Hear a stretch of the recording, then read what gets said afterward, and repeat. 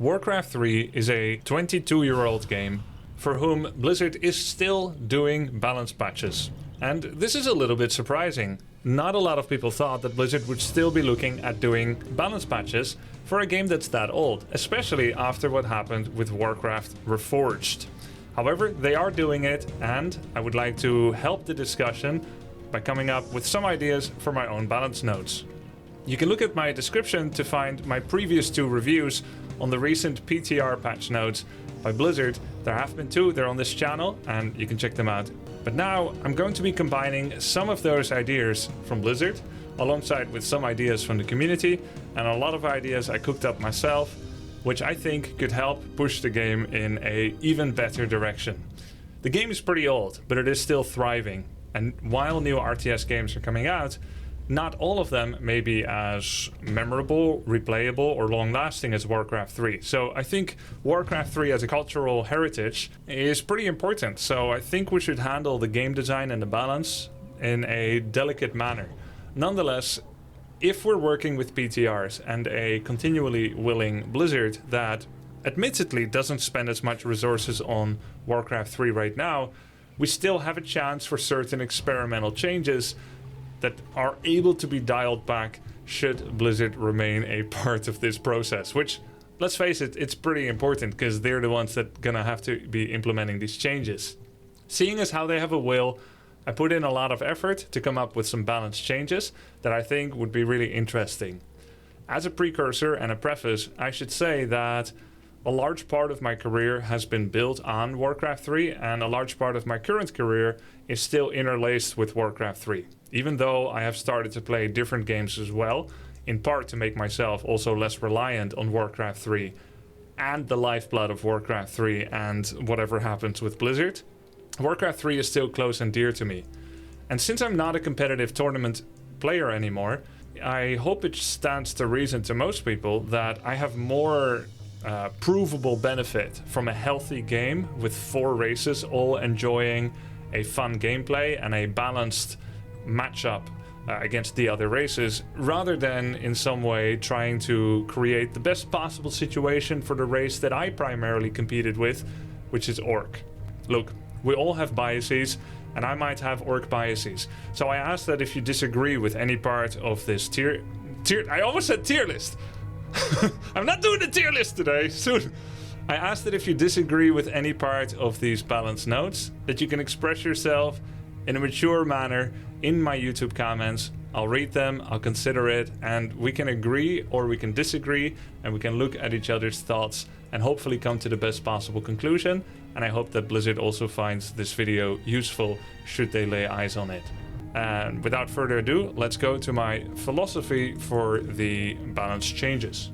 Okay, so my balance patch suggestions are, the philosophy for them are to give every race something fun and new to work with, to rebalance the matchups and the races a bit as per the needs of the current Warcraft 3 competitive meta, with a particular emphasis on one-on-one, as that's my specialty. I have competed in 2-on-2 before, and I've also been rank 1 on the FFA ladder and the 4-on-4 ladder before, long time ago, but I don't have as much extensive insight into those matchups. So if you think any part of this also breaks the 4-on-4 or the FFA meta, which in my opinion is less important than 1-on-1, but it's not unimportant. It is a very important part of especially, you know, the casual player base. So be sure to let me know as well.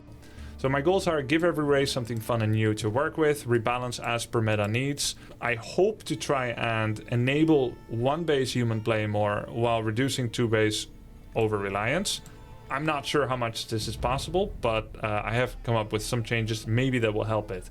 And I also hate Spellbreaker Mirror, and I think most people don't like it. And it would be so nice if Spellbreaker Mirror was not the primary way to play human versus human. Orc is the only race that cannot tier 1 expand, and it would be nice if that were slightly more viable. Look at any niche and underused and underpowered units for all 4 races and buff them if necessary. And also to continue to build upon the changes that Blizzard has been directing with the recent PTR patch notes, and also any changes that they cooked up that were relatively positively received by the community. With that said, let's go to the part 2. So let's begin with human. Blizzard posited that Arcane Tower hero feedback should go down from 16 to 14. This has also been discussed in the community before. It used to be 12, but it was buffed to help human defend a bit against harass. Mana burn continues to be an extremely powerful mechanic, just like mana gain through potions has been traditionally an extremely valuable and powerful mechanic. As such, I find that most of the numbers for mana burn in the game are generally leaning towards a bit too powerful, and most of the mana buffs that you got from potions had also been too powerful. And we've seen changes like Greater Mana Pot and Mana Pot giving less mana than before. Wand of Mana Steal is also just a very good item. It was attempted to be buffed before, and I don't feel like it was merited because mana is really valuable. And we see this over and over. So this is a lot of mana burn that, it's not fun to lose all your mana, and Arcane Tower is already very good. It has 800 range. No hero wants to stand in it, and it's too punitive. So I think we should bring that down a bit. A lot of talk has been made about Sundering Blades. Sundering Blades gives a 10% attack damage bonus to only medium armor. That's roughly what attack upgrades generally do. So to simplify Sundering Blades, I see a lot of people talk about Sundering Blades being a kind of special upgrade. It is special in that it only targets a single armor type, just like Mortar Team's Frag Shards targets medium and unarmored. So the Sundering Blades target only medium. So Sundering Blades, we should understand where it came from. It came alongside with Reforged Early Changes. It was not a part of the old heyday of Warcraft 3. It is a new upgrade that has a pretty badass looking graphic, and it'd be cool to keep that rather than just remove it or something. And Sundering Blades was called into life because Knights have the biggest use application against Undead. Knights didn't see a lot of play against Orc. They didn't see a lot of play in Human Mirror because of Spellbreaker timing hitting earlier. We didn't see a lot of Knights against Night Elf because you couldn't really get to it. You generally had to expand or rifle rush, and when you expanded, you generally had to hit a tier 2 follow-up timing rather than being able to somehow go to tier 3. So as a result, this was a targeted change to help Human with Undead. And Human was losing quite a bit against Undead. But the matchup has become more balanced than before. And therefore the life, let's say the justification of Sundering Blade's existence against Fiends isn't as much there. Undead style has shifted from Fiend timings to Ghoul timings. And Undead have shifted from 1 base play to 2 base play. So the era in which Knights needed a special upgrade to help them deal with Fiends doesn't seem to be upon us anymore. And therefore, I am of half a mind to just remove the ability.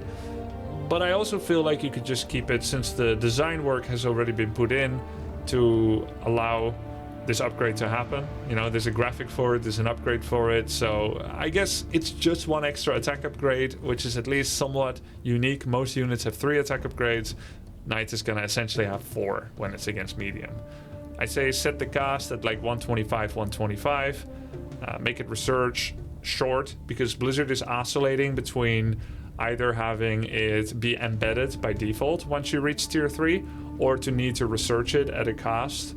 And there's no more need for them to have baseline Sundering Blades when they come out of the gate, because those Fiend oppression days are over. But let's not remove it. Let's just make it kind of a normal balanced upgrade that's roughly slightly more the cost than the first attack upgrade, but less than the second attack upgrade from the Blacksmith. Make it 125, 25.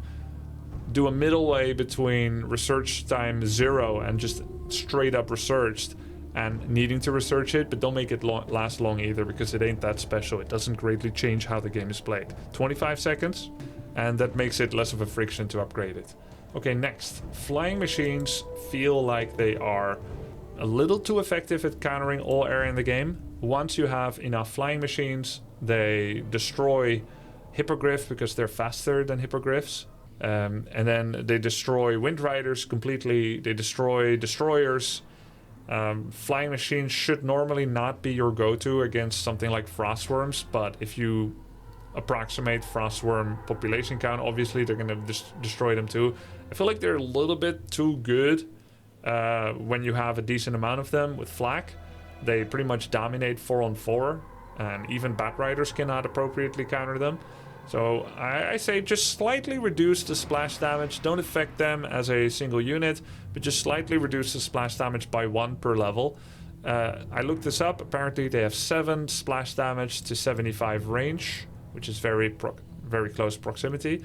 They do 6 damage to 150 range and 5 damage to 325. Just drop it by 1 per level, and I think that's fair. They are counterable by Panda level 3 and 1-on-1.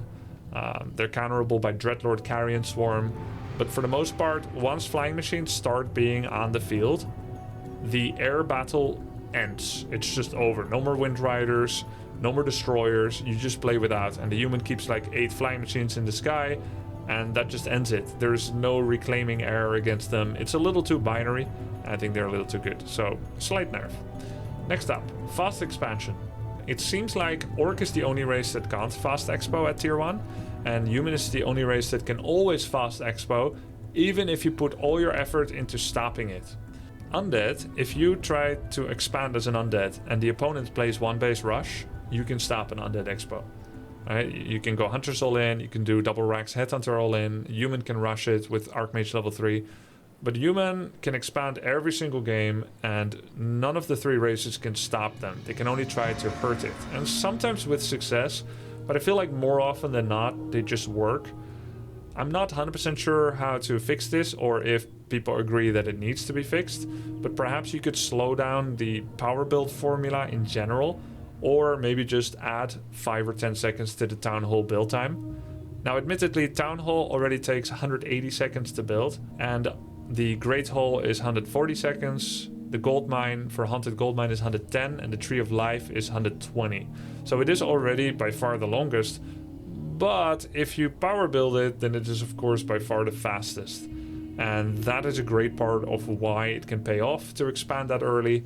And you do it so early before enemies have a lot of units to slow it down. So they pretty much always get it, and I feel like it is a somewhat of a balance issue. But even with that, Human matchups win percentage from both sides is not that bad. Like, I feel like it's pretty even for most of the races. It's hard to really get reliable numbers because there are so few top players, and only top players should be looked at, which even doesn't include me right now. And a large part of data that we get is from like a couple of players, or even sometimes a single player that just ends up dominating the scene and then might even call forth his own demise by getting nerfs against his race. So there's also a philosophical question if that's correct. Like, if you think one person is just exceptional and is so strong, then should he really be punished with balance changes and nerfs against him? But that's a whole another can of worms that I don't even know how to get into it. We've seen this with Maru in StarCraft, we've seen this with Happy in Warcraft 3, we've seen this with Gaming Gladiators in Dota 2 recently, right? So there's all kinds of situations where they do nerf the best strats by the best players, and it just keeps the game vibrant. So maybe that's okay too. So anyway, fast expansion, maybe 10 seconds slower. Footman maybe could be a little bit more HP, plus 10. I'm not 100% sure if this is a good idea. My goal is to make Human single base more valid to compensate for this change. But Footmen also get used in fast expo, so probably this might not be the right call. Maybe it should be Riflemen get plus 10 HP, because Riflemen actually are the unit that gets used the least when fast expanding. Usually a human that fast expands against Undead goes straight to Knights and Flying Machines. Against Orc, it's usually Sanctums or Griffins. Human Mirror, if you fast expand, you don't go to Rifles ever. And against Night Elf, you will either place 1 base Rifles or sometimes Rifles in a 2 base army. So maybe this can help enable 1 base more. How much HP do Rifles have? Let me see. It's 535. Yeah. So it'd be from 535 to 545. Okay, next, Castle upgrade, 20 gold cheaper. I cooked this up because it allows for some of that fun style that we've seen sometimes from players like Hawk Hawk has had some pretty effective single-base strategies, like Archmage mounting King Paladin, and then Rifle Priest, and then go for Inner Fire against either Undead or Elf, or both. And I feel like that's a super fun style to watch. It's very skillful on the human side, it's skillful on the versus human side. They're running a tight ship with like 8 or 9 lumber peasants, no fast expo, and just a lot of micro. It's the creeping battle that makes Warcraft 3 so iconic.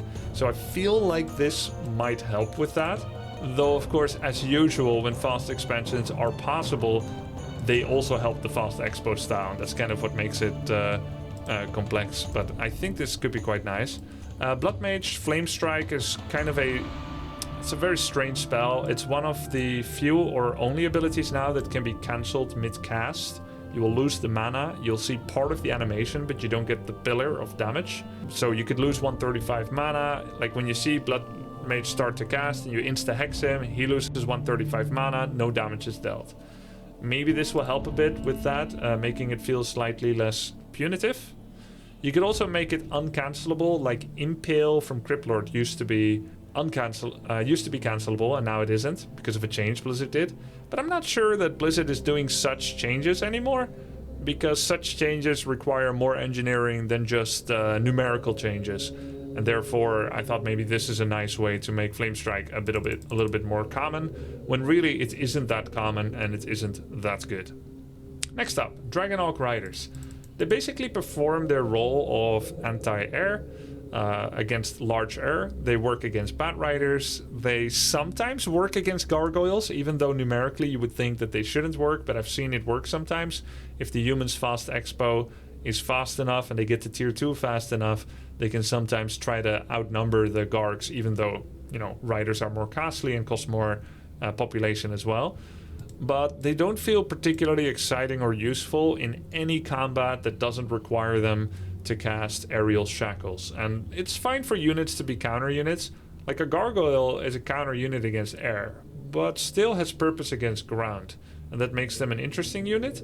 So something just very basic, just make humans experiment with Moss Dragonhawk Riders after expanding against Dryads, or like one base Griffin Dragonhawk Rider against Orc. There's a couple of situations where this could be a thing. Alright, next up, Sorceress Polymorph. This is a change from Blizzard, from the PTR2, can now target heroes. We keep that, but instead of lasting 3 seconds, I think maybe it should only last 1.5 seconds. Even a 0.1 second cast of Polymorph would already have value, because it would interrupt any heroic ability that requires channeling, such as Starfall or Tranquility, right? So even 0.1 second would be obnoxious to deal with. It would interrupt Staff of Teleportation. 0.1 second Polymorph feels weird, looks weird, and doesn't, you know, it doesn't have a lot of lucidity in analyzing what's happening. It's not good for against new players, obviously. They won't know what's going on. You hear a sheep, but there's no sheep because it's already gone. 1 second also feels too short with that same reasoning. So I think if you're going to keep this change at all, maybe it should be 1.5 seconds, which feels like the minimum amount of time for such a late stage upgrade. Masonry upgrades. This idea also from Save Orcas. I think it's a very good idea. We had a streamlining change for early Reforged, where Spiked Barricades for Orc was reworked. Spiked Barricades used to do 4 damage at level 1, then 10, then 16, I think. And it really just wasn't good. 4 damage at 1 did nothing, level 2 did almost nothing, and level 3 was good, but it only affected small units, and it didn't really affect big units. It had a really cool change where it has partially percentage damage and partially flat damage, and it was scaled down from 3 levels of upgrades down to 2 levels of upgrades. And why not do the same for Masonry? Are you really in one-on-one ever going to upgrade 3 levels of Masonry at the current cast? No, you're not. Nobody does that. And in FFA and 4-on-4, once you get the 3 level upgrades, it just ends up really being an obnoxious slog for anyone to take down your buildings. It's 30% bonus max health on all buildings, which gives Castle 4000 HP, and 3 extra armor, which is 8 armor with fortified armor.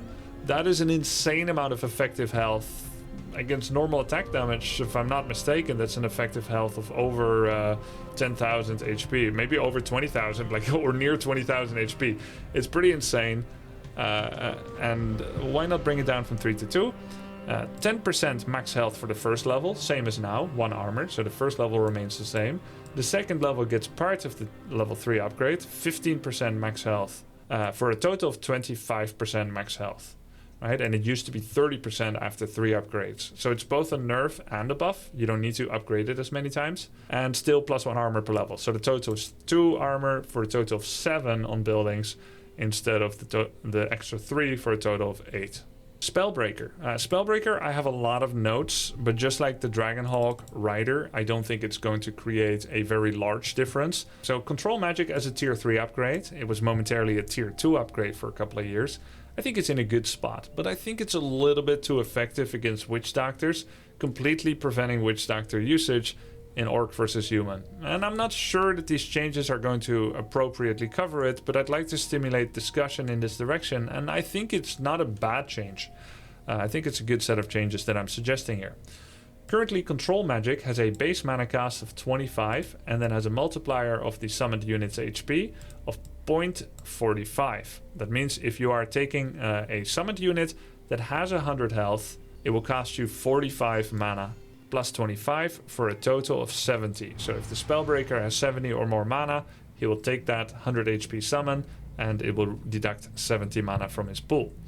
He has a total maximum mana pool of 250, so he can steal at most 500 health worth of summon right now.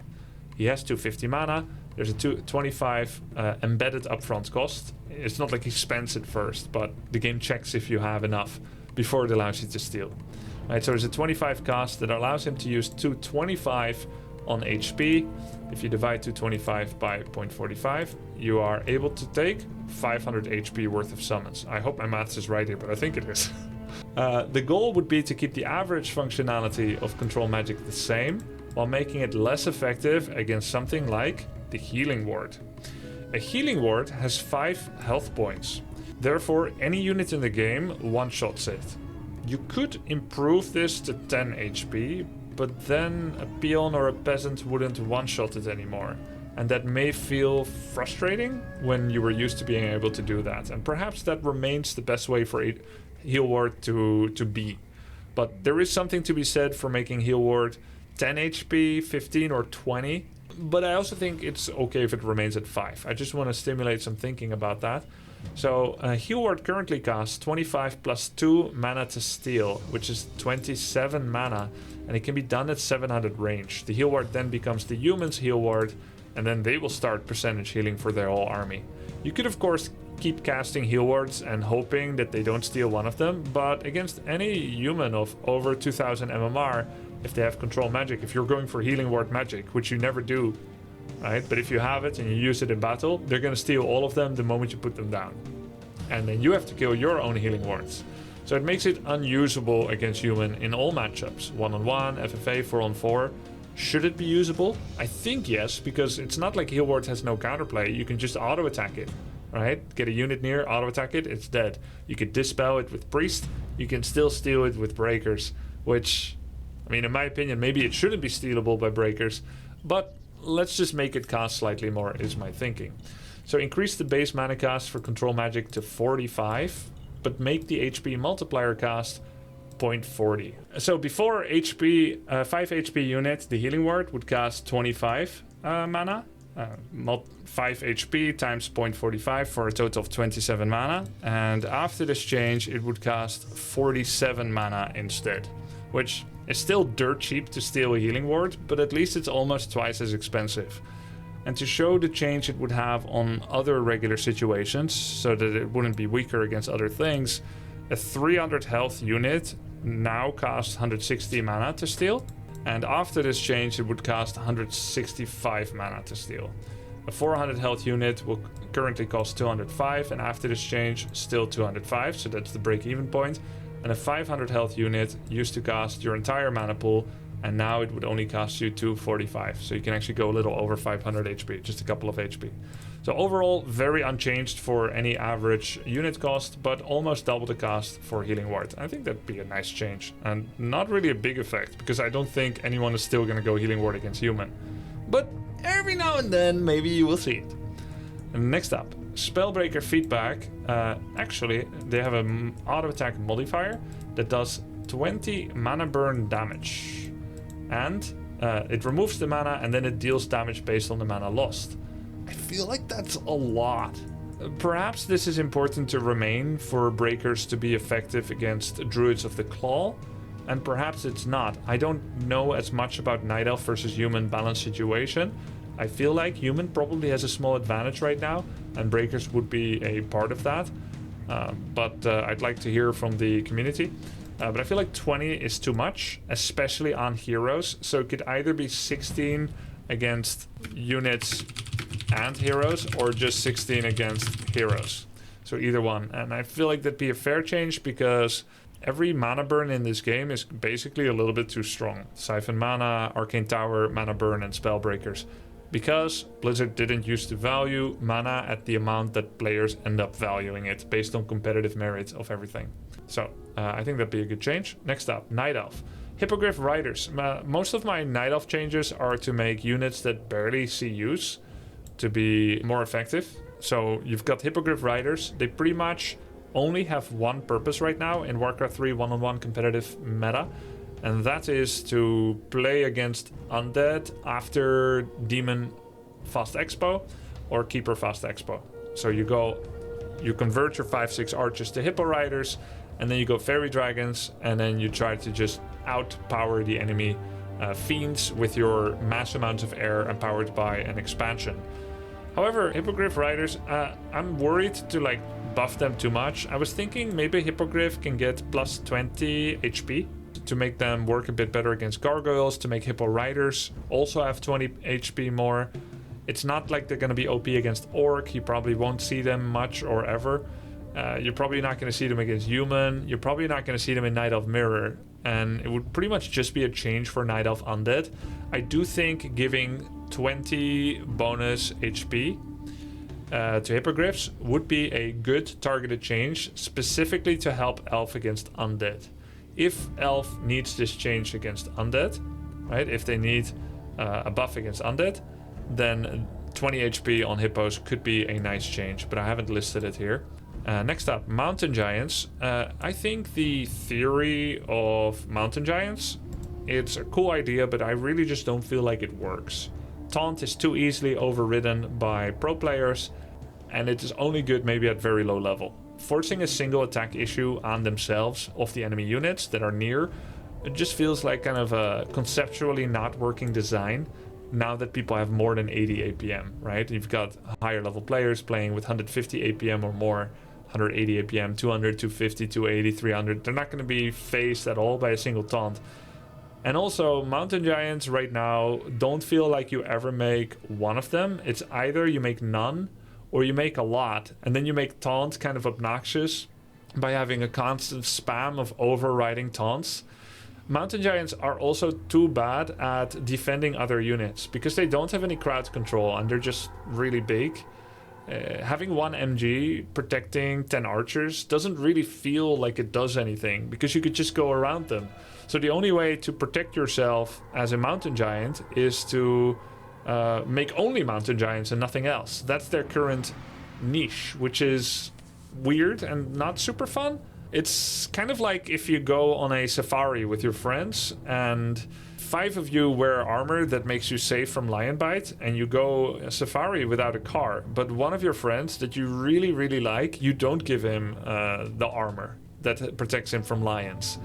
And then you go gallivant in the Sahara, right? And are there lions in the Sahara? Probably, right? And then your friend dies and all of you have like a terrible day because of it, because he doesn't have the armor. It doesn't make any sense. Likewise, you're not going to go 2 Mountain Giants and 2 archers and be like, cool, the Mountain Giants are going to protect the archers from the ghouls. No, they won't, right? You're just going to ignore them and eat the archers.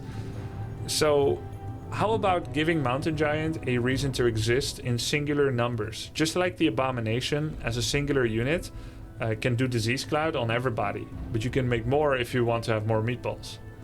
Same thing with Mountain Giant. You make them useful as a singular unit, and then maybe if you want more of it, then you make more of it, right? So there is a reason to make more Mountain Giants, because you want really tanky units that can also use a club and kill buildings, right? But how about give them another ability? Bulwark. All units near Mountain Giant gain 2 armor and 15% magic resistance for 3 seconds. I've thought about lower armor for longer periods of time, like 1 armor and 10% for 6 seconds. But how about making it really short? This will increase the skill expression required for Night Elf to cast it at the right time, but can be used to mitigate damage on more vulnerable units, such as archers. This shouldn't work on themselves, by the way. All non-MG units near Mountain Giant. Or it can even be like all elf units, so it doesn't include hippogriffs, hippo riders, or claw. Would it stack? I mean, it literally says so, right? Does not stack. If you cast it on multiple Mountain Giants, then it would refresh the duration. So if you're going to get blizzarded on your archers or talons, you're going to get thunderclapped, flame striked. If they're ignoring your Mountain Giant, you have 1 Mountain Giant and they're going for your archers or your dryads, you hit the bulwark and they momentarily gain more armor. And in doing so, the MG truly is a tank that essentially has a short pulse aura. Could be pretty cool, and it would maybe give them a reason to exist alone or together. Next, glaive throwers. Reduce build time by 4 seconds and also increase their movement speed by 20. This was suggested on the PTR. I think it's a great change. The current movement speed is 200, and it would go from 200 to 240. They tend to lag behind, they're slow. I also think glaive throwers build too slow, which also makes them repair too slow. Nobody is making glaive throwers right now, so let's see if there can be some cool glaive strategies. Some AP rush, glaive rush, maybe some glaive sometimes in Night of Mirror. Maybe you'll ever see glaives against orc or human, and maybe you won't. They're not good and you pretty much never see them. Vorpal upgrade now gives it 2000 projectile speed on attacks, which makes it virtually not missing. Make it 30 seconds. It also allows them to kill trees. Just make it 30 seconds instead of a minute. Nobody's getting this. Ancient Protectors are one of the highest XP donating defensive structures. Most defensive structures like burrows, watchtowers, and spirit towers, Nerubians, arcane tower, guard tower, cannon tower, they give 25 XP when they die. Necropolis doesn't give any XP. A Tree of Life does give XP, 25. Necropolis can't fight, so it doesn't give any XP. Halls of the Dead does give XP because it fights, and so does the Black Citadel. And the Tree of Eternity gives more XP than the Tree of Life, and the Citadel gives more XP than the Halls of the Dead. So those do ramp up. And an Ancient of War gives 25 XP. Just in case you're wondering, oh, I get why it gives 60 instead of 25. While it is just a tower, like any other tower, there's a wisp inside. So it should give 25 plus 25. Okay, make it give 50 XP then, right? But 60? 60 instead of 25 or 50? That feels like a lot. And it feels unnecessary because even the Ancient of War, which is also a fighting building that has a wisp inside, that just gives 25. So why is the Ancient of War not 60 or 50, right? Ancient of Lore, Ancient of Wonders, all these single buildings that don't have transformational upgrades like main bases, they just give 25. So the wisp is not counted as XP given. And I don't think it should be. So I think Protectors can just be 50 XP at least, at most. Maybe 25 or maybe 50 instead of 60. Chimera feel a little bit too rare at the moment. They come from a telegraphed tier 3 building that does nothing but make Chimera. Basically that means they're tier 3.5 plus. You go tier 3, then you make the Roost, then you make the Chimera, and several minutes later after getting to tier 3 you've got them. So that's tier 3.5, right? So let's just bring their build time down from 60 seconds to 55. They're a little rare. They could be cool tiebreakers when fighting a human that does like a slow tower crawl towards you with mortar, rifle, breaker, priest, sorc, archmage, blood mage, or archmage paladin, and a bunch of towers. Chimeras are useful for that situation, and so I think make them a little bit more available, right? Now for the Priestess of the Moon. Priestess of the Moon currently has Searing Arrows, and attempts have been made to rebalance it. It used to cost 8 mana, doing 10, 20, 30 damage respectively on the 3 levels. However, it's not an interesting ability. When you manual cast it, it actually has a hidden bonus of 100 bonus range, going from 600 to 700, which is a cool hidden tech that no new player could know about without either witnessing its difference with their own eyes or just knowing it from someone else that told them, right? Or reading the Wikipedia or something. So that part at least is unique. However, it's not very interesting. It just adds damage for mana. Also, it's in a weird spot conceptually. Priestess of the Moon is someone that gives 10, 20, 30% respective bonus damage for ranged units. And that is better when you have a lot. Anytime you have something that buffs something that you have a lot of, that's better than when it gives a percentage buff to something that you have very little of. So conceptually, she is basically a third hero. She's not conceptually a first hero. And the only reason that ever works at all is in Night Elf Mirror, Priestess, Mad Huntress, into Archer or Glaive can sometimes work because of various factors that I don't want to get too deep into right now. But we see Priestess Mirrors and Searing attacks are a part of that, but it's mostly based around True Shot. And Searing Arrows will not be used as a third hero Priestess because she'll rather be carrying an Orb of Venom, which does a lot of damage and is an Orb effect, same as Searing. So Priestess third just goes True Shot max, and then Scout Owl second to be something to use, because you're not going to use Searing anyway. So it's just something that doesn't really work. How about replacing it with something a little bit more fun and interesting that also has early game use? Maybe she would with Leap, like Mirana from Dota 2. Leap having 2 charges, 16-second cooldown, allow her to quickly traverse something like 400 range, 40 mana cost, and then add a little bit of bonus damage, 5, 10, 15, and 5, 10, 15 attack speed percentage for 5 seconds after it. I thought about multi-shot, maybe, but that's also just not that interesting. You would have to split the amount of damage per shot. Be interesting if this could be cool. Leap in, steal an item, leap out. Leap in, kill some peasants, run out. It will be like a soft version of Warden Blinkage, but without the burst that Warden brings and more of a sustained damage. Also keeps her safe. That'll be pretty cool. Scout Owl, like with this, I think Priestess will become better, which means we may not see Scout Owl at all. It's hard to argue that Scout Owl is OP right now. So I don't see really that there is, let's say, a burning need to nerf Scout Owl. It's not seeing a lot of play. Nonetheless, I feel like it should have counterplay. It feels wrong to me, just like Junkrat Trap in Heroes of the Storm, that there's absolutely no counterplay. You cannot dispel it, you can't deal with it. The owl just is there, and you can't do anything against it. It will see you, and you can't remove it. I hate Scout Owl's conceptual invulnerability as much as I hate the Watcher wards that have dropped on maps like Turtle Rock, Goblin Shop, because you can't deal with it. Once they have it, it's just there, right?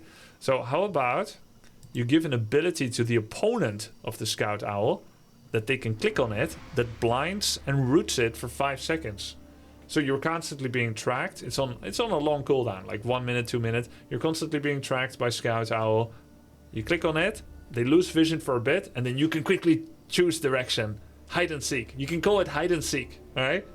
And the opponent can blind it, and then they go somewhere, and then Night Elf needs a little bit more awareness. Why only for 5 seconds? I mean, I don't want it to be too OP.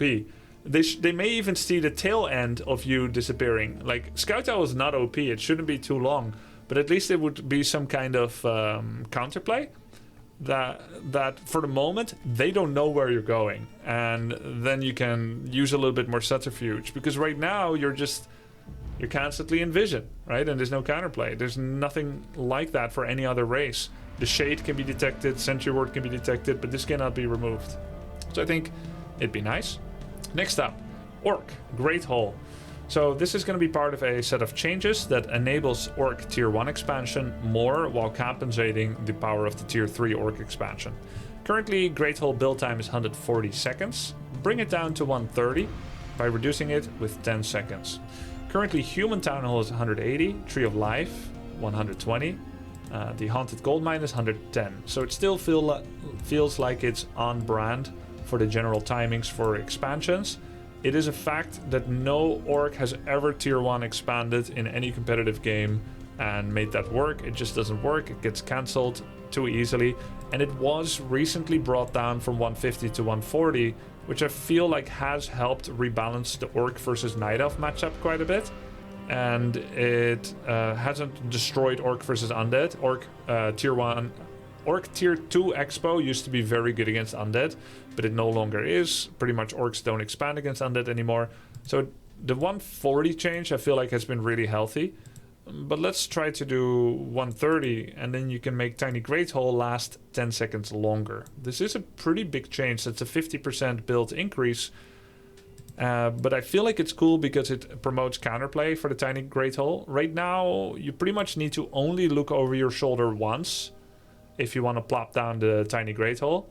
And then if the opponent isn't literally there, you can just pop down the Tiny Great Hole and it's going to go up because it's 20 seconds, right?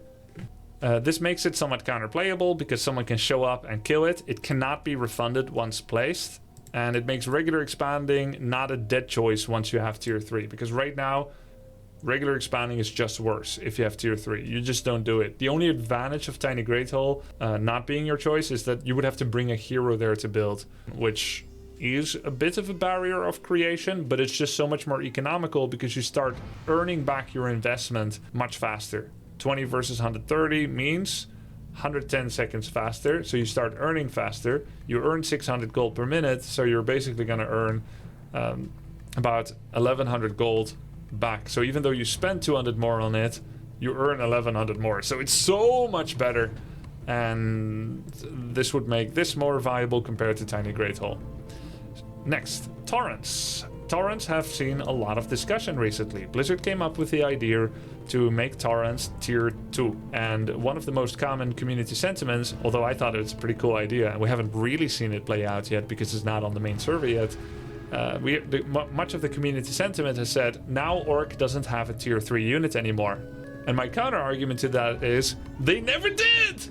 They never did! Torrent has never been good! We've never had a tier 3 unit. And people say, well, now the only reason for Orc to go tier 3 is Lightning Orb, Tiny Great Hole, Kodo Drum upgrade, Headhunter Berserker upgrade, third hero. And I say, that's the only reason to ever go. It already was. Like, it was never about the Torrent. The only player that ever used Torrent as a main build has been me. In 2004, 5, 6, I've used Torrents in tournaments. I've made it work, but they suck. They just suck. So, okay. Now that we're trying to make Torrent viable and to give them some changes, maybe, that make them not suck so bad, bring them back to tier 3 with the following changes that are going to be coming up. And this is to satisfy the community that says, but they should have a tier 3 unit, right?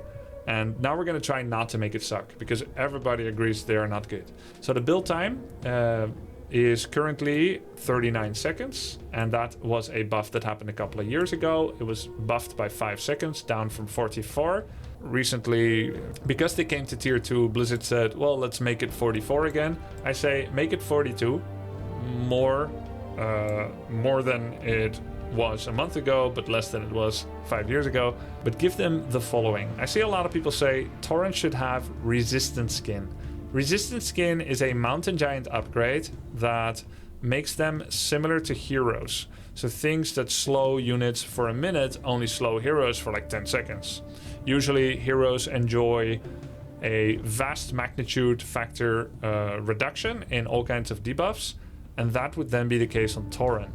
But I don't feel like that will do anything. Although Torrent with resistant skin would not be Kodo devoured anymore, they could not be possessed anymore, I'm not even sure that those are good changes. I also think that having them only be envenomed for 1 second by wind riders like mountain giants and heroes is not necessary. I don't think that it helps them much at all if they're slowed for 15 seconds by sorceress or whatever it is. Like, how much is that? How much does a sorceress slow? So sorceress slow is 60 seconds and 10 against heroes. I think when torrents are slowed by 10 seconds, they will still be useless. So why not give them something that Dota 2 came up with very recently? This is a new fangled creation by Dota 2, and it's called slow resistance. It doesn't reduce the duration of everything, it reduces the effect of slow. It is not relentless like back in Heroes of the Storm that reduces the duration of everything or whatever. This doesn't work on curse. It's not curse resistance. It's not cripple resistance. It's slow resistance. It's a new stat that reduces the amount, though not the duration, of slow that can affect torrents. So if a sorceress slows for 55%, which is what she does, it'd be 35. A frostworm and everything undead slow is always 50%. This is hard-coded. Now it'd be 30%. And then snare slows them by 100%. It's still 100% because they're ensnared. It's a root. They're rooted for the same duration and amount. And then the attack range for torrents to go up to match Abomination, 128. So now they can slightly more easily connect. They don't get kited for quite as much, but for the most part they're just the same as they were before. Would this help? Would that make them more viable? I think maybe it would. And I think it would also not have them be OP. Next up, Demolisher. Increase projectile speed for Demolisher attacks by 20%. Demolishers were designed a long time ago by Blizzard in 2002. They were called catapults, but they were materially the same as they are now. Same with Meatwagon and Glaive Thrower for the most part. And the thing about them is they do something like 100 damage, but it's a slow attack that can be dodged, right? And people got better at dodging. Obviously, players in 2023 are better than in 2003 on average. So we see a lot of Demolisher or Mortar or Meatwagon attacks getting dodged. Some of the primary targets are Sorceress, Priest, and Dryad, and they dodge. So make it a little faster, maybe makes them a little bit better. 20% faster attacks. I could not find data on how fast the projectile speed is. I just know that Glaive gets buffed to 2000 projectile speed with their upgrade. Maybe baseline speed is 1200. I'm not 100% sure, but let's buff it a bit. And also give them the same treatment as Meatwagon. 20 movement speed. I don't think we'll see a lot of demos, but I do feel like a buff at this phase in the lifespan of Warcraft 3 is justified. Troll Headhunters, base damage reduced by 1. This will be important because I'm looking to create some alternatives to Headhunters. This shouldn't affect the Berserker, which means that the usual activatable that comes with the Berserker will be coupled with the +1 damage buff that they lost from the base health. This makes Headhunters at tier 1 slightly less oppressive against human players. This is a suggestion from other parts in the community, and I think it is okay when coupled with some of the other changes. Windrider, +1 armor to Windrider baseline. This makes them a little bit better in mirror matchup, as they may not die as easily to a single Batrider explosion. It'll still be pretty bad if you get Batridered on your Windrider. It makes them die slightly less hard to flying machines, though they will still suck. And they will still suck in pretty much most matchups. But it does feel like Windrider right now are overcasted and give too much XP, and they die too easily, and that's why we've always called them flying XP tomes. And that's why for the 10,000th time I've decreed I'll never make Windriders again. We do not see Windriders against human anymore. We don't see them in Orc Mirror, and you don't go Windriders in Elf if you ever want to win. So let's not pretend that this is going to make them OP. However, we do see some Windriders against Undead, though I will posit that Focus's and Lynn's Windrider style against Undead are mostly born out of desperation and not because it actually has a good win rate. They still lose a lot with Windriders against the top Undead players. They just don't feel like the other strats have been working very much, and in fact Orcs have been trying to do a lot of inspirational, strategical deviations that have really not one of them has really been very effective against Undead. So it's not like they are very good there, but it's the only matchup where they're being used. And armor will not matter much against Undead, which is why I think it's a nice targeted change to potentially open them up in other matchups. Because if your Windrider is Fiend Webbed, 1 armor is not going to save you from Orb of Corruption, Fiend, Focus Fire, or Coil Nova.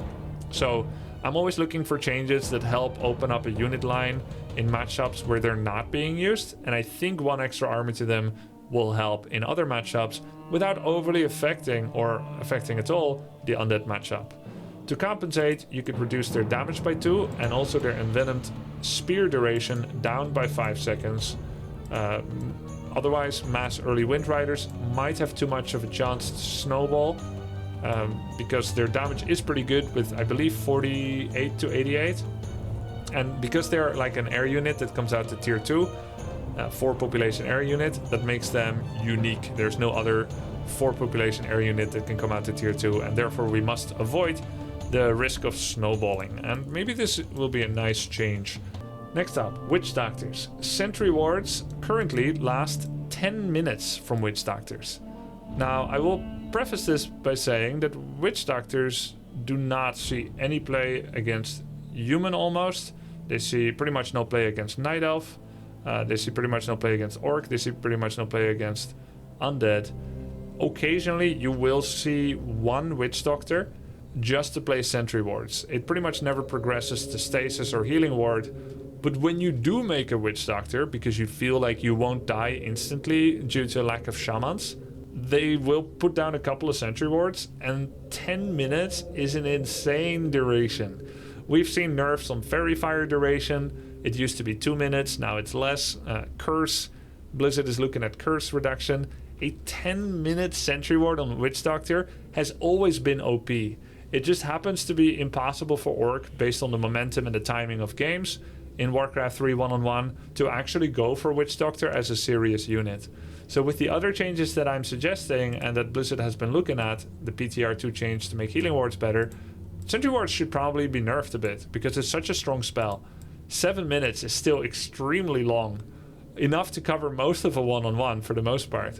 And while I love them, and this hurts me, and this is where you can see my Orc bias, I do think it's fair to reduce the duration. Next up, Stasis wards. Currently, their stun time on units is 6 seconds, and on heroes it's 2.5. Might be a little bit too strong, can bring it down to 5 seconds. But let's make it hit slightly more likely. Good players mostly do not get stunned by Stasis wards, because they're killable, they're dispellable, they're visible for a while, etc. So make the arming time a little bit faster. It takes 7 seconds for it to be cast and then to arm and be able to stun you. And there was also a change that made the detection radius smaller, which is essentially a buff, because someone needs to be closer to trigger it, which means they're less likely to see it early, in a way. In fact, it suckers more units into the Stasis ward's range before it blows up. Before, it would stun the first 1 or 2 units, and now it waits a bit, like the defenders of Helm's Deep against the Orcs. Steady! Horde! Right? That's what Stasis ward does with the smaller detection radius. But perhaps it triggers a little bit too late. So let's add 25 range back to the detection radius. From 175 to 200. Serpent wards, level 3 damage is pretty insane on the Shadowhunter, and I don't feel like it needs to be that high. It's already very good against Huntresses, which is the main reason it gets used. If you get to Shadow 5, unless your opponent completely switched out of Huntress and is mass archers, generally Serpent wards level 3 are going to win you the game, and it feels a little bit too dominating. It goes from like 13, 16 piercing damage to 30 piercing damage, and then suddenly to 50 piercing damage. It feels like a lot, and I feel like it could be reduced by 2. Okay, that's Orc. Next up, let's go to Undead. A lot of these are from the PTR, and I pretty much just copied them verbatim, these first 5, so let's move on to the next. This means that I agree with them. The Tomb of Relics, they propose to remove the Scroll of Healing, and I agree with that. This will force map control competition like any race must do. Goblin shop competition, and this is a good thing. You fight for the heal scrolls, you fight for the invul, you don't give one of the races heal scroll at home. They already have Ritual Dagger, which means they have a way to heal themselves in their base. They have a multitude of other forms of healing. They can still get heal scroll from the shop, but they need to make the trip there and potentially find an opponent for it. Now, Wand of Negation is an interesting one. I don't know where the suggestion came from, or if Blizzard already had that note back from when they still had a larger classic team and they are now picking up on implementing it. I think it's very interesting. It does highlight a big problem that Undead has right now, which is that the only dispel that they have is a tier 3.5 dispel, and I think that's with a single L. but who cares? Destroyer's Dispel comes out at about 9 minutes and 30 seconds, which is based upon roughly getting to Halls of the Dead at 5 minutes, getting to Black Citadel at like 8 minutes. You already have statues, you start your Destroyer training upgrade, and then you generally hit like a Ghoul Frenzy Destroyer and Dark Ranger timing at 9 minute, 9:30, 10 minutes, or 10:30 if you got delayed a lot, right? So that's roughly where you get your Dispel, and that feels late, and it feels pigeonholed, and it feels tunneled, because if you don't want to die to Banish, or Hex, or Slow, or something like that, right? You need to go to Destroyer, which is a very one-dimensional way to play for Undead. So I do like the idea that they are going to have a form of Dispel earlier, but I think tier 2 is too early.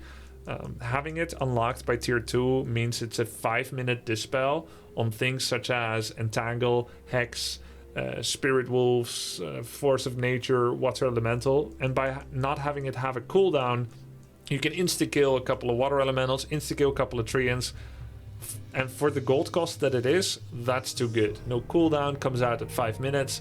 It's too good. How about locking it behind Temple of the Damned? Much effort has been done to promote Necromancer use, and I think it's gonna happen, even in the current patch.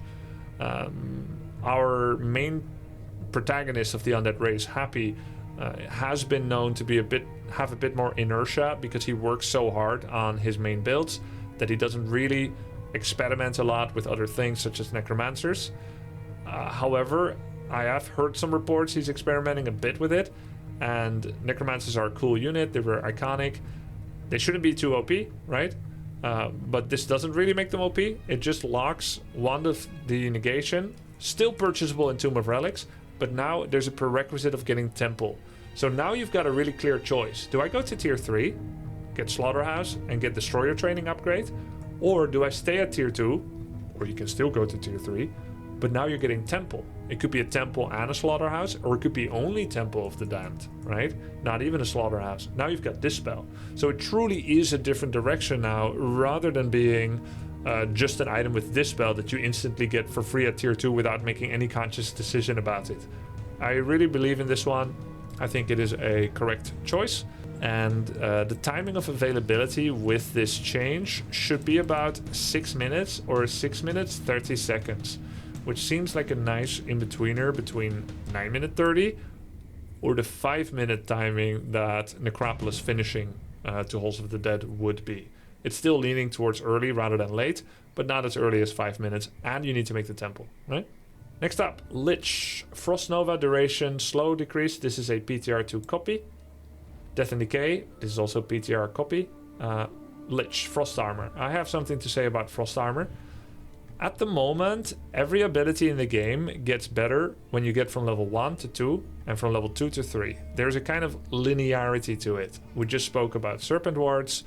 Feral Spirits get better, they get crit, then they get invis, they get more health, they get more damage. Everything gets better by quite a bit. There are almost no, if not no abilities that get only a little better. The biggest ones I can think of are Soulburn and Banish. Soulburn and Banish instantly have an effect that does not become more pronounced as you level it up. Frost Armor's problem is that it gets almost all of its power from being level 1 and almost no extra power from level 2 and 3. So what Frost Armor does is it gives the 50% movement slow and the 25% attack speed slow, no matter what level Frost Armor is. Now, I've talked about this before. I feel like the slow should be scaling, but that is a coding change that is likely not going to happen, because every single undead slow has the same effect of 25 attack, 50 movement. So if that cannot be changed or won't be changed, then something else has to change, either the slow duration or the armor count. Now, the slow duration, I would say, already significantly goes up from level 1 to 2 to 3. 3, 5, 7 seconds. Most units will be kited and will have a slow attack, and they sometimes reapply their attack on the same Frost Armor target. So the slow duration barely does anything when it's longer. And as you see right now, Lich pretty much just never levels up this ability. There's almost no other ability in the game, or any, that gets as much of its power from being level 1, and then you don't care anymore, because What? You're gonna get 2 more armor, a single armor upgrade on a single unit? Like, that's what you're gonna pick an ability for? No cooldown reduction, no range increase, no mana cost reduction. The slow remains the same. You get everything from level 1. You never need to get it again. So you just go Nova 1, Frost Armor 2, Nova, then Dark Ritual, Nova, then Dark Ritual, then Death and Decay, and you will never upgrade Frost Armor again until level 9 Lich. That feels wrong to me, and it also feels very strong at level 1. So, I say, Frost Armor is right now 357 armor. Make it 147, right? You get only 1 armor, then you get 4, which is 1 less at level 2. It's 2 less at level 1, and it's still the same at level 3. I still think it's going to be an extremely strong ability that will be used just as much as before and will be almost just as effective because people are so slow when they're hitting that target. But now there's a real incentive for them to upgrade it to level 2 rather than just mass picking Nova and Dark Ritual and being, well, I just need a value point in Frost Armor. That's the word I was looking for. It's the biggest value point. So I think this is a great change. Next up, Cryptlord, Impale mana cost. This is a PTR change down from 100 to 90. I think it's fine. We don't see much Cryptlord. Maybe this will help see him more. And I think you can also give him 1 extra strength. Frostworms. Frostworms feel a bit too rare. And they come from a Telegraph tier 3 building, which makes them tier 3.5. Build time could go down from 65 seconds down to 60. They also greatly suffered from the erstwhile nerf from 2018, 19, or 20, which made their 10 seconds slow on heroes be only 3 seconds. Now, don't get me wrong, I do think this was a justified nerf. We saw Frostworms sometimes against Orc, often against Night Elf, and 10 seconds slow on a hero is insanio style, right? But they suffered from that, so let's make them come out a little faster. They're still a cool unit. It'd be nice to see them sometimes. Boneyard cost reduction. I believe this is a PTR change as well from PTR 2, so it is an adoption of that change. Frostworm Freezing Breath lumber cost also reduced, also a PTR change. And I was also thinking, wouldn't it be cool if it did more than just lockdown buildings, which we don't really see in one-on-one pretty much ever. I don't think it's worth to spend this much resources plus the gold that it has to start freezing enemy buildings in Warcraft 3 one-on-one. How about bringing the hero slow back up from 3 seconds to 4? Will be a little bit more helpful at controlling a Blade Master or a Demon Hunter, which were their primary use cases. Meatwagon, movement speed up from 220 to 240, just like the Catapult, the Demolisher from Orc. And this was also the PTR patch change suggestion. And just like demo, increase attack projectile speed. I'm not giving this change to Mortar Team because Mortars are already good. They're like a tier B or a tier A unit or something, so they don't really need it. But these two, not that good. Abominations are mostly used by themselves, a singular abomination, in order to spread disease cloud. Numerically and, let's say, what they bring to a player, it's just not enough. They're not tanky enough or damaging enough, and they don't have much utility. So you make one for Cloud, or you make a Meatwagon for Cloud, and that's pretty much it. And it'd be nice to see more than one, because we see one and then none, which is a pity because they're so pretty.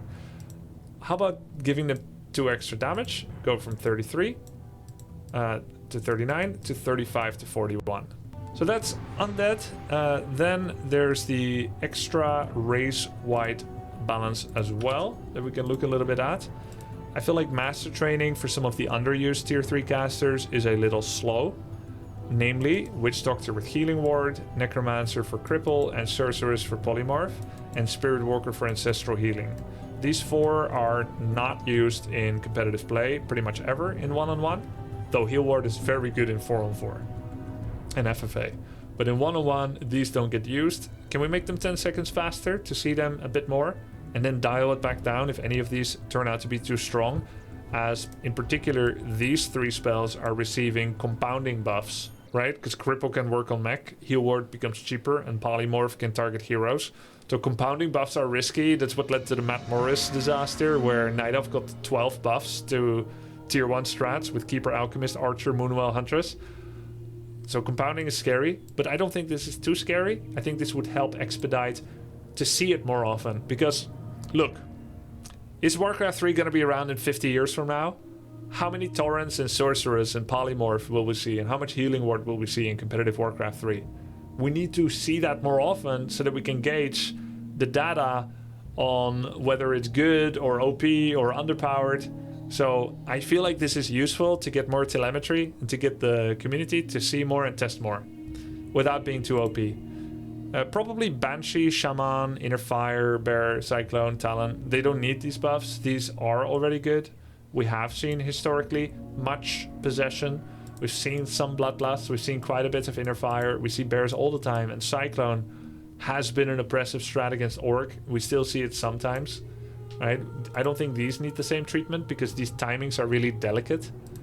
But these timings don't feel that delicate because they've never been used. So minus 10 seconds, right? And then Backpack Upgrade. It's a cool ability that has a lot of wow moments, that creates cool gameplay moments. Backpack allows most of the ground units to carry items, either 2 or 4. But we're missing out on a lot of cool Backpack Upgrade timings because the Backpack Upgrade, although it only takes 20 seconds, 50 gold and 25 lumber, it builds from the main. And the moment that your shop finishes, your main either is about to start tier 2 or is in the midst of tier 2 upgrade. And that's why you are never researching it, almost ever. Happy does for Undead, but Orc can't get this, Night Elf can't get this, Human can't get this, except if they have an expansion and they somehow care and dare to put units on the Footman, which dies so easily, right? How about making it researchable from the shop? I think it's pretty cool. We may see it more. And then these changes were from the PTR for the most part. These are all PTR changes, and I think they're fine. Item-wise, I think Rings of Protection Experiment has become boring. All Rings of Protection enjoyed a bunch of buffs. +1 armor, +2 armor. We've seen a lot of these changes. And now it's kind of a Ring of Protection fiesta, which actually invalidates regular units against heroes in particular. Right? It doesn't affect spells, but regular units just slog away at like a tanky blade, Mountain King, Alchemist, or whatever. And it's not that fun. I think Rings of Protection are undervalued because they don't help you creep faster. They do have less autonomy for a player. Like if you get Claws of Attack, Circlet, or Gloves, or Ring of Superiority, all of these help you to creep faster, which is extremely valuable in Warcraft 3. Rings of Protection don't. That's why Claws will always be better than Ring, just because you can creep faster, which means you get ready for crucial timings, crucial level ups, crucial abilities. No matter how much armor you give to the Ring, in some way, you'll always be happier to find a Superiority or a Claws rather than a Ring of Protection. But I don't think it's the right play to add rings, armor, non-stop until you're happier with a ring than with something else. Because it's not a fun item. Like, yeah, we always hate it on the ring. It's like, shucks, I found a ring instead of a circlet. Yeah, of course, it was worse, right? A circlet has already been removed from that item drop table. Now it's just rings and superiority and gloves and claws. So what are you the happiest with now? Ring is one of the best drops. But I still don't like it because there's no dopamine in it. I'm not creeping faster, I'm not damaging more. My hero just doesn't die as much, right? That's never been exciting. That's why people sometimes sell Periapt of Fatality, Talisman of Evasion, Ring of Regeneration. But they're all really good items. And I don't think Ring of Protection needs to be as strong as it is. I think it should be reverted. They're not weak. Alright, those are my balance patch changes. If you made it to this point, you really don't mind me waffling too much, or you're very interested in Warcraft 3 meta updates and patch changes. There may have been a couple of changes that I didn't end up touching upon, such as Keeper of the Grove, Nature, Mana Cost Reduction. I already went over most of these in my other patch notes, but let's just go over it really, really fast. I don't think this should happen. I'm fine with this Starfall changes. I think they're good. These Starfall changes are good. Keeper of the Grove, Force of Nature. I don't think this should happen. I think Moonwell change is fine. This is fine. The Moonwell regen. Yeah, I think I pretty much covered everything else. So those were just something that I realized I ended up missing. So now I've covered everything. If you made it to this point, I talk about Warcraft 3. I talk about the games industry. I talk about RTS and other things. Make sure to hit the sub button so that you know when next I upload a video. Thank you so much for watching. And remember, if you disagree with anything, I do like to read the comments and I like to hear your thoughts. I like to hear from all kinds of different walks of life, like, you know, the casual player, the hardcore player, the high-level player, the low-level player, and the 4 different races. And additionally, 4-on-4 and FFA as well. I think we're in a unique position where there is some connection between the community and Blizzard, even though it is an unmentioned connection. And I want the best for the game. And I think a lot of these changes are cool. And I'm not the only one that's coming up with patch changes, and somehow Blizzard will make some combination of everything we said. And yeah, hopefully there's some good ones in here that will help make the game more interesting and create more variety. Thanks for watching. See you next time. Bye.